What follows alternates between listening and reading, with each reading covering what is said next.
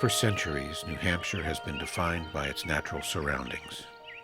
Our beautiful lakes and streams, picturesque mountains, and our most distinguishing characteristic, our forests. Everyday development pressure places more and more of our timberland at risk.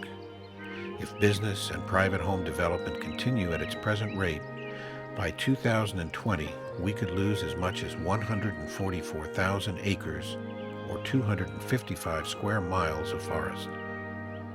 In comparison, that is roughly half the size of Sullivan County, New Hampshire. The New Hampshire Timberland Owners Association, working in conjunction with the Granite State Woodland Institute, is committed to seeing our state grow while keeping New Hampshire's forest vibrant.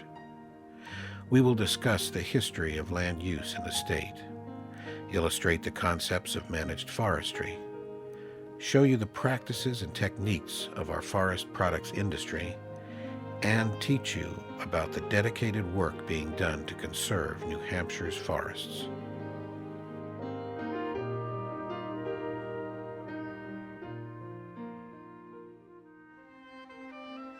The forests are constantly evolving to meet the changing needs of the world around them. Before the arrival of Europeans, Native Americans made clearings for their villages and fields and burned forests to improve hunting. Prior to the American Revolution, the state's forest products industry developed when King James of England declared that all white pine trees suitable for ships' masts are now the property of England. Later, as more people chose to settle the New Hampshire wilderness, farming began to dominate the state's landscape as newcomers cleared about 80% of our forests. Today, as you leisurely walk through the woods, you've probably noticed stone walls in the middle of the forest. These walls were built around the mid-1800s by settlers who wanted to outline their fields and pastures. By the 1850s, our forests had been decimated. Agriculture and aggressive timber harvesting had cleared 65% of the forests south of the White Mountains. Meanwhile, timber barons cut much of the White Mountains and the North Country heavily. This cutting left behind a lot of branches and treetops which were susceptible to fire. At the end of the 19th century, several elements combined to help revive our forests. First, increased agricultural mechanization, the Civil War, the Industrial Revolution, and Midwestern farmland that was more productive caused many New Hampshire farmers to abandon their rocky fields, which over time grew back into forests. Next, public outrage over forest devastation and increased awareness of the need for clean air, clean water, and abundant wildlife led to the founding of the White Mountains National Forest, which currently manages close to 800,000 acres of forest land. We enjoy the benefits of their forest management through recreation, natural wildlife habitats, cleaner air and water, and a sustainable flow of timber which helps strengthen New Hampshire's economy and the health of the forest. In 1911, private landowners in the Granite State began to realize the threat that forest fires posed to their land and property. So they founded the New Hampshire Timberland Owners Association as a network to watch for forest fires and other problems that may affect the forest land. Today, the New Hampshire Timberland Owners Association is the state's leading advocate for well-managed forests and a strong yet responsible forest products industry. Industry became aware of the negative effects careless logging had on New Hampshire's forest and economy. The timber industry realized they could not depend on the forest to provide the necessary raw materials to sustain their industry unless they learned how to manage timberland properly to conserve our forests. And so the science of forestry and the concepts of managing timberland began to be applied in North America. As forestry developed, more and more people saw the benefits of active forest management for both public and private lands. Even though foresters developed the principles to guide today's forest management, others must still learn to recognize these practices which have evolved from years of scientific study, technological advances, and experience working to conserve our forests. These practices exist to ensure the health of our forest lands. People who enjoy New Hampshire for its recreation adopted this philosophy as a way to conserve and fund forest-related activities, such as hiking and trails, snowboarding, wildlife photography, camping, fishing, canoeing, and countless other activities. People in the forestry industry have also adopted these ideals to ensure healthy forests and economic stability for loggers, sawmills, paper mills, the forest industry, and New Hampshire. And most people who own forest land here in New Hampshire have learned of the benefits of a working forest in order to conserve it for the enjoyment of generations to come.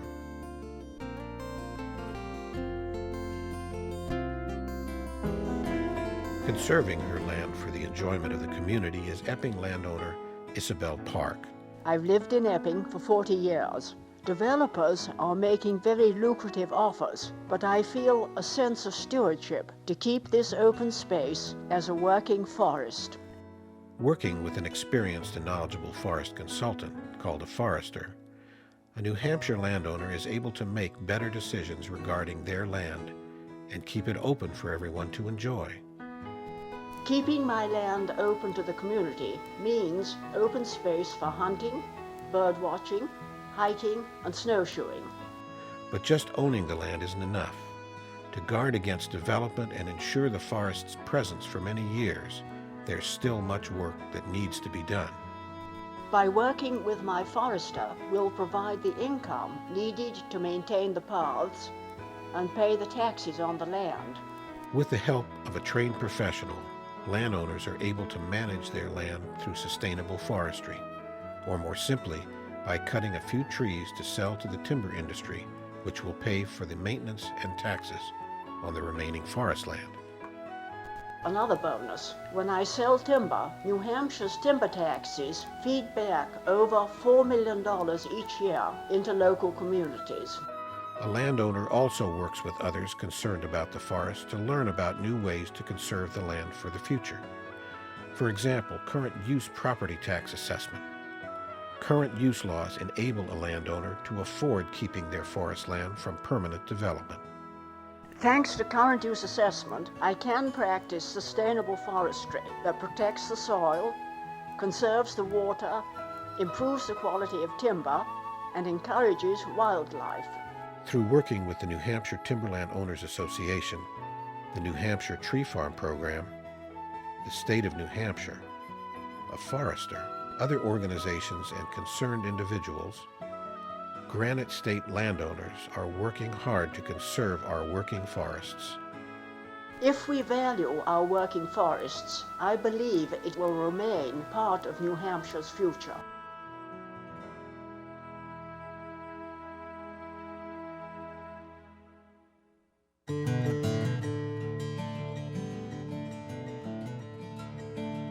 Consulting landowners about their forest land are professional foresters like Charlie Moreno. His job starts with a call from a landowner.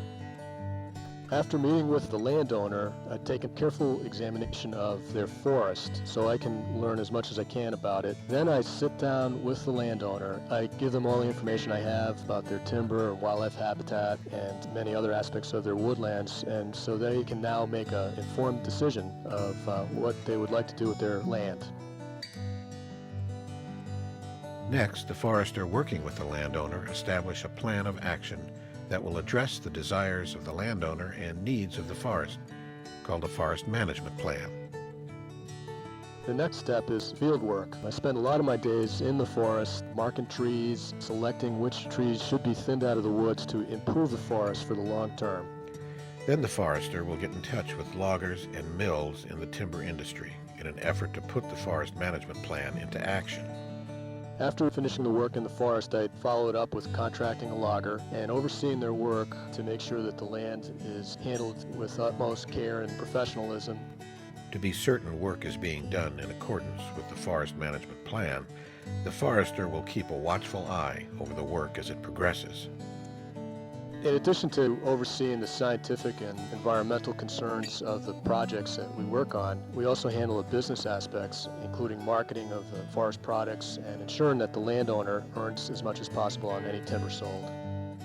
A forester puts years of education and experience to use supervising the management of the forest, and although you may not see the benefits of his due diligence right away, in time, the forest will flourish to be enjoyed by generations to come.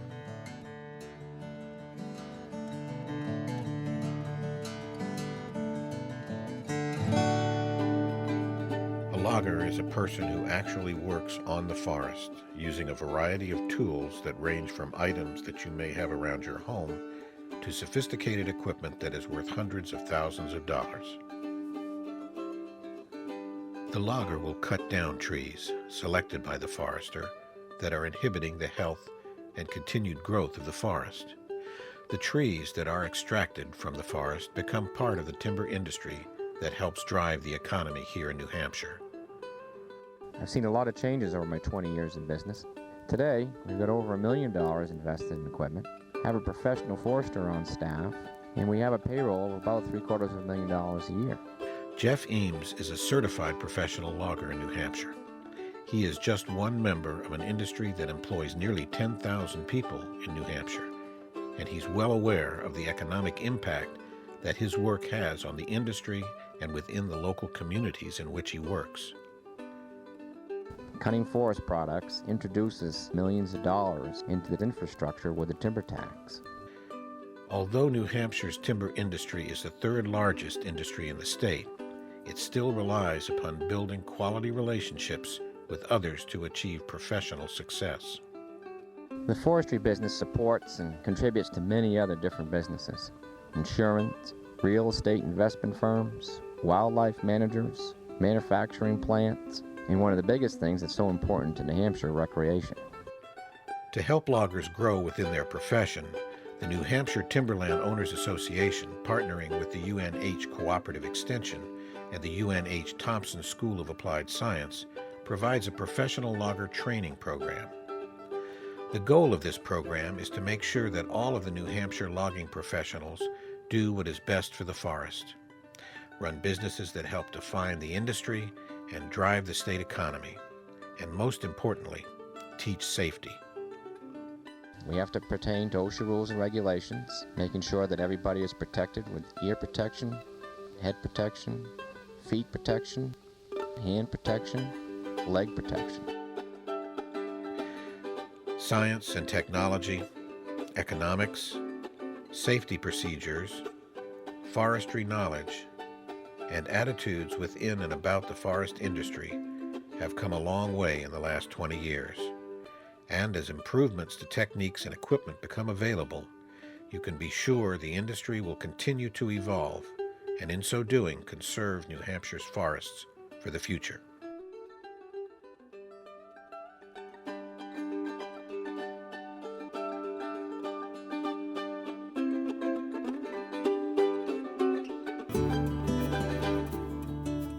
The forest industry extends beyond the forests and into many manufacturing facilities right here in the Granite State.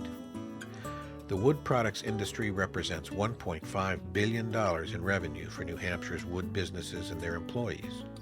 It also represents millions of dollars to the state and its local communities in the form of taxes. Ross DeLea is a part owner and president of HHP Inc. in Henniker, New Hampshire. We produce 10 million board feet of hardwood lumber for the furniture industry, pallets for manufacturers throughout New England, and wood chips for the paper industry in New England and Quebec. Over the last 5 years, we have invested over $3.5 million in technology to improve production while at the same time providing an efficient and safe working environment. These are good-paying jobs with benefits. In addition, we pay over $75,000 in local taxes to support our community. Without us, landowners will lose the investment value they have in their trees. Without that value, forest land is more likely to see a change in use. Economist Adam Smith called this effect the guiding hand. This is when supply and demand of a product or service influence the actions of the buyer or seller. This effect is most evident in forestry, when land has been converted from forest land into residential or commercial development. However, there is something else. By working with New Hampshire's forest industry, the guiding hand can offer an alternative to development and the chance to enjoy the benefits of a working forest for many years to come. Susan Duncan is a select person in the town of Bristol, New Hampshire. She is very concerned about the development of forest land in her area. Our economic base is Newfound Lake. Newfound Lake is bordered by beautiful forests. More development endangers our lake more than anything else. Development of New Hampshire's forest lands happens because of one of three main reasons. First, economics. By implementing a good forest management plan, the need to sell forest land to developers reduces. Second, knowledge. By learning more about what managed forest land is and how it can be accomplished will allow some landowners a new option when it comes time for them to make a decision regarding their land.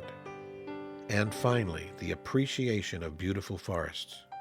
Although our forests are a big reason why newcomers move to this state, as more forest land is lost to development, so is the very reason people move here.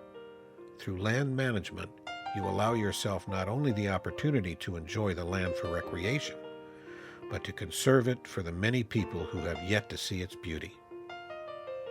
Like a lot of people, I used to think that to protect a forest, you sort of put a protective dome over it and you never touched a tree.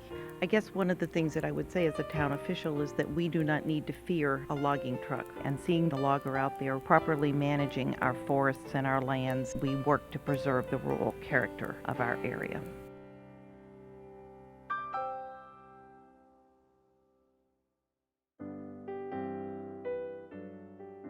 From the time our forefathers first settled the wilderness in New Hampshire to the modern-day practices of land management, forestry, and industry, our forests have always been a renewable resource that we can rely upon. Today, experts and scientists are working on ways to use wood and wood byproducts as possible energy sources that can heat our homes more efficiently than fossil fuels and even create electricity. Our forests add to the economy, provide for wildlife. They bring health to the soil. Land and water are a renewable resource that are an important part of New Hampshire's future. That's why landowners, foresters, loggers, and timber industry professionals, government officials, and many forest organizations all work together to advocate a properly managed forest as the best way to ensure that our forest will remain a renewable resource for future generations, while conserving the natural beauty of New Hampshire. To find out more about managed forests and what you can do to help conserve them for New Hampshire's future, log on to the New Hampshire Timberland Owners Association website at www.nhtoa.org or call 603-224-9699.